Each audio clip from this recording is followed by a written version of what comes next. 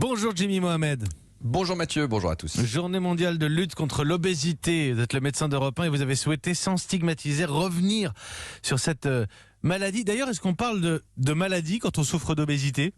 Oui, on parle de maladie. Être obèse, ce n'est pas une qualité ni un défaut. L'obésité, elle a une définition médicale et elle se définit très simplement avec l'IMC, l'indice de masse corporelle qu'on peut calculer très simplement. Vous prenez votre poids, vous le divisez par votre taille au carré. Vous avez des outils en ligne qui vous permettent de le faire si vous n'êtes pas très à l'aise.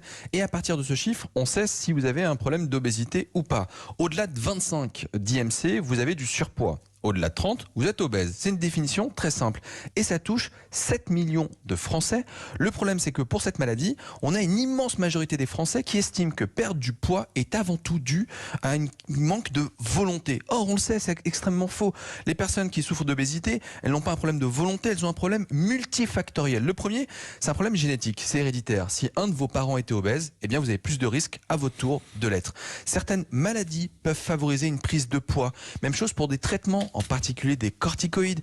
Et puis il y a des événements de la vie comme l'adolescence, la grossesse qui peuvent faire qu'on prend du poids. Et puis on l'oublie, mais le stress et des traumatismes peuvent perturber votre métabolisme. Vous allez avoir un cortisol qui va être en quantité excessive et qui va aboutir à l'accumulation de graisse. Donc vous l'aurez compris, l'obésité, ce n'est pas un problème de volonté. Oui, ne vous cassez pas la tête à calculer votre taille au carré. Vous tapez IMC sur Google, il y a plein de calculateurs pour le coup. Comment est-ce qu'on se fait accompagner alors, Jimmy ? Et justement, le maître mot, c'est l'accompagnement. La première chose que je vous recommande, c'est d'aller consulter dans un premier temps votre médecin traitant. Il va contrôler votre tension artérielle, vous faire éventuellement un bilan à la recherche de cholestérol, de diabète, car l'OMS déclare que c'est une maladie chronique. Alors, il faut bien comprendre que la perte de poids, elle nécessite un accompagnement. Il n'existe aucun régime miracle. En revanche, on sait ce qui marche, c'est le suivi, de voir quelqu'un régulièrement. Et fixez-vous des objectifs très simples. Pas de perte de poids massive et très rapide.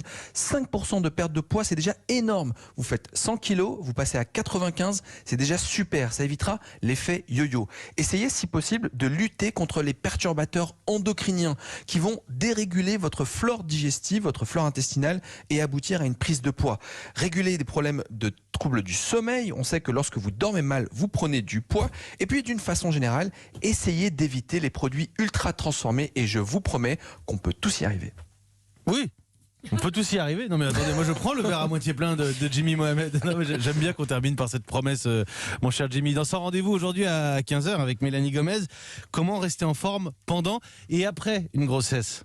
Exactement, comment garder un corps tonique même enceinte et surtout comment retrouver la ligne sans aucun régime. On recevra la coach sportive Jessica Mellet. Si les femmes enceintes peuvent le faire, Mathieu, c'est possible pour vous aussi. Merci, oui, après la grossesse. Merci Jimmy Mohamed.